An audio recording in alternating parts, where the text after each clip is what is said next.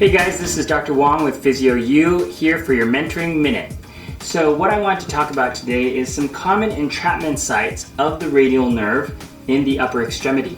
So if your patient's complaining of pain, perhaps in the lateral elbow region, perhaps in a radial nerve type of presentation, then you have to think about where are some common entrapment sites and have I already ruled out the cervical spine.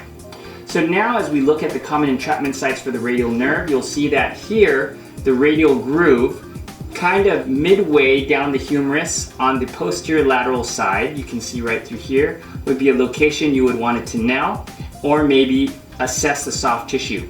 This may be relevant because the radial nerve runs so close to the bone in the case of someone with a humeral fracture.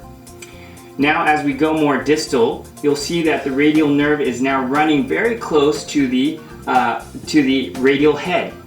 And the radial nerve is about to split into a superficial branch and a deep branch. So the radial tunnel can entrap the posterior interosseous nerve. So this deep branch diving in here through the supinator, the arcade of Frosch, and also about a 5 centimeter stretch would be the radial tunnel. So what you're looking for is pain or aching here just distal to the lateral epicondyle. That's why you can tell that it's not a lateral epicondylalgia problem, because the symptomology is typically more distal. So here would be a common entrapment site, right, around the radial head. That's why we assess the radial head. We also assess the supinator, soft tissue, to nail the region, and the superficial branch is running further down as a more of a cutaneous or sensory nerve into the forearm, right? So these are our common entrapment sites.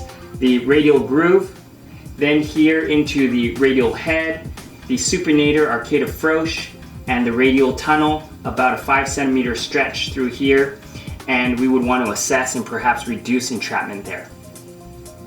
Okay, so on the patient, when we're assessing for the radial nerve, what we want to do is look for the radial nerve in the radial groove, here kind of in the mid 1/3 of the humerus, kind of in the posterior lateral region. You can to nail that region or assess the soft tissue of that region and look for reproduction of symptoms.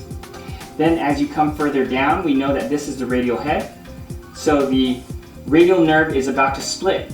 So there's going to be a superficial branch and a deep branch. So I'm looking for entrapment sites around the radial head. I can assess the radial head. I can also assess the soft tissue around the radial head.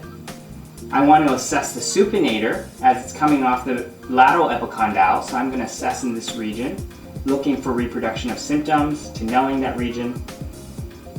And then you also want to look for the radial tunnel, which is right here. Here is the lateral epicondyle. Distal to the lateral epicondyle in this region, the PIN, or posterior interosseous nerve, may be entrapped and the patient may report pain.